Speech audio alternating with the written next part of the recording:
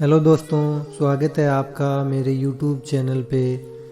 आज हम एक बात करेंगे शिक्षाप्रद कहानी के बारे में, जिसका शीर्षक है छिपा हुआ धन। तो चलिए दोस्तों, शुरुआत करते हैं हमारी कहानी की।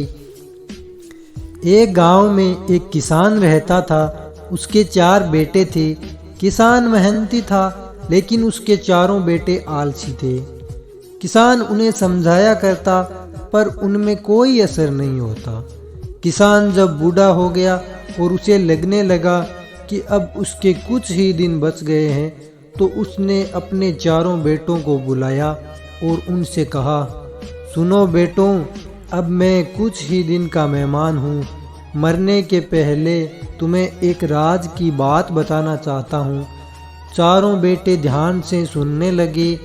किसान ने कहा, अपने खेत में अपार धन गड़ा हुआ है। मेरे मरने के बाद तुम खेत को गहराई तक खोदना, तुम्हें धन मिल जाएगा। तुम लोग आराम का जीवन बिताना। चारों बेटे खुश हो गए।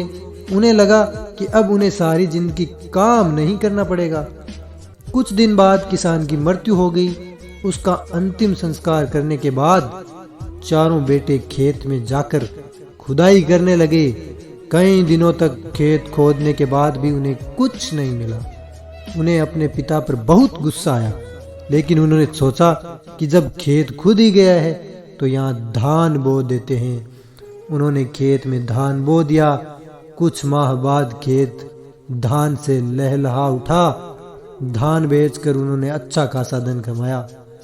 उस दिन उन्हें अपने पिता की बात का अर्थ समझ आया कि उनके खेत में अपार धन छुपा हुआ है, बस उन्हें मेहनत करने की ज़रूरत है। उन्होंने उस दिन से जी तोड़ मेहनत करने का संकल्प ले लिया।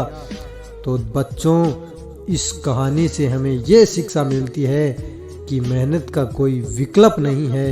आलस छोड़ो और मेहनत करो, मेहनत करो, मेहनत करो दोस्तों।